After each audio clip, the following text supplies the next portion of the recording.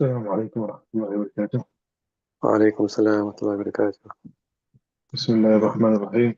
ثم التسمية في زكاة الاختيار تشتر عند الذبح وهي على المذبوح، وفي الصيد تشترط عند الإرسال والرمي وهو على بسم الله الأعلى. الرحمن الرحيم، الحمد لله رب العالمين، والصلاة والسلام على رسوله الكريم.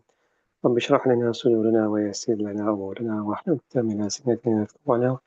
اللهم نور قلوبنا بمعرفتك واشرح صدورنا بنور كتابك وسنة نبيك واحفظنا أنزل من خطأ في بيان مرادك.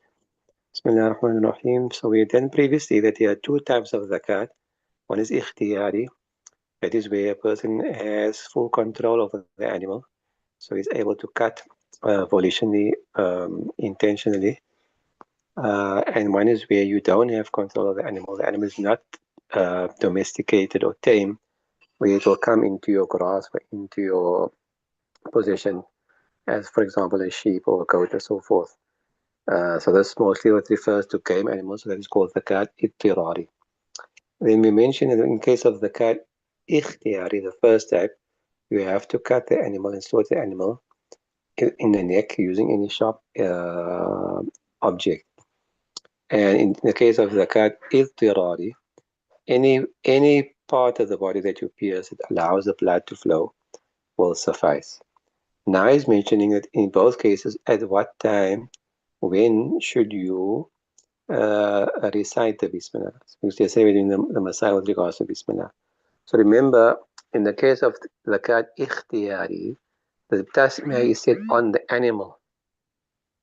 And in the case of zakat iltirari, the second type, the tasmiyah is said on the ala, on the object that you are using, whether it be a spear, whether it be a bow and arrow, whatever other weapon.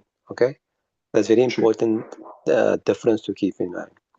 So because it is read on the animal in the case of ikhtiyari, so that is why he's saying ثم التسمية في زكاة الاختيار تشترط عند الذبح وهو المذبوح، وفي السير تشترط عند الإرسال والرمي وهو على الأعلى. Thereafter, meaning after discussing the basic masala of the tasmiyah, he's saying that with regard to zakat ikhtiyar, there it is made conditional to say the tasmiyah at the time of slaughtering, وهو المذبوح, meaning that the tasmiyah has to be decided on the sacrificial animal itself. وفي السير, and with regards to hunted animals, game animals, تشترط عند الإرسال, zakat اضطراري, it is been made a shart, a condition to recite the tasmiyah, the bismillah, at the time of releasing your weapon, or rami, or at the time of shooting your weapon. Releasing in case of a spear, or rami, shooting your weapon in case of a bow and arrow, for example, or crossbow, or any other such weapon. وهو على الآلة. And in this case here, the tasmiyah will be recited on the weapon being used, or on the tool which is being used. Obviously, that doesn't have to be a weapon. As we mentioned yesterday, it can be a hunting dog, can be a bird, hunting bird, a kite, a hawk, and so forth, eagle, and so forth. Understand? So, at the time of releasing your weapon or shooting your weapon, be it from nature, such as a hunting dog and so forth, or be it man-made, such as a bow and arrow and so forth, it will be said at that time. لأن المقدور له في الأول الذبح. Why? Because that which is in the power of the person in the first instance is الذبح. Understand? In the first instance of the zakat ikhtiyari, you have the ability to slaughter the animal, so therefore it will be decided on the animal. وفي الثاني الرمي والإرسال. Whereas in the second instance, your ability lies only not in on capturing the animal, but your ability lies in shooting your weapon or releasing your weapon or your animal, hunting animal, دون الإصابة, and not the animal itself, so not being able to capture the animal itself in your hands. فيشترط عند فعل يقدر عليه. So therefore, that has been made a condition at the time of the action which you have ability over. You understand? So in the first case, you have ability over slaughtering the animal, so therefore at that time. In the second case, you don't. You have ability at the time of using your weapon, be it an animal or be it a weapon. So therefore, tasmiyah will be said at that time. حتى إذا أضجع شاة وسمى فذبح غيره بتلك التسمية لا يجوز. So what is the فرع? What is the outcome of this difference between the two? Therefore, if a person was to lay down the animal, the domesticated animal, and recite the Bismillah, but then he sorted a different animal other than the one that was laid down.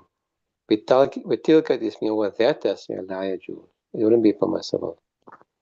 ولو رمى إلى سيد وسمى وأصاب غيره حل. And if the person on the other hand, he shot his weapon or he released his hunting animal and decided his Bismillah at that time, but instead of hitting that animal, he struck a different animal and killed that animal. Halla will be permissible. Understand the difference? What is the outcome of the two? Right. Or let's put it this way, you took a knife, you decided Bismillah, but then you changed the knife and you cut the animal with a different knife. No problem. Okay, because the animal is still the same. Follow the tasmiyah on the animal, not on your knife. Okay? وكذا في الإرسال, and the same thing will apply to when you're releasing your weapon or your hunting animal. ولو أضجع شاة وسمى ثم رمى بشفرته وذبح بأخرى أكل. ولو سمى على سهم ثم رمى بغيره صيد ثم رمى بغيره أو رمي بغيره صيد لا يؤكل. رمى بغيره صيدا لا يؤكل. And on the other hand, if the person lay down the animal and recited Bismillah, and he threw that knife away, رمى بشفرته, he threw that knife one side, وذبح بأخرى, and he sorted the animal with a different knife. Okay, the animal can be eaten, no problem. ولو سمى على سهم, and on the other hand, if a person recited Bismillah on a particular arrow, ثم رمى بغيره صيدا, and then he shot the animal, the game animal, with a different arrow, for example, لا يؤكل, that animal cannot be consumed. Okay? And then the next masala is mentioning is that the Bismillah must be, the intention must be for Allah Ta'ala only, and the Bismillah must be free of any partnership. You can't mention anybody else's name with Allah Ta'ala's name on the spear or that share or anything like that, or this ancestor or anything like that. ويكره أن يذكر مع اسم الله تعالى شيئا غيره. And it is makruh meaning tahrimi, that you mention together with Allah Ta'ala's name anyone else or anything else besides Allah's name. وأن يقول إن الذبح الله وتقبل من فلان. All that you say at the time of slaughtering, oh Allah, except from behalf of so and so or on behalf of so and so. Now the Imam Al-Hidaayah says this is actually three different masail here that we need to understand, and where it will be impermissible and where it will be permissible to add anything to the tasmiyah.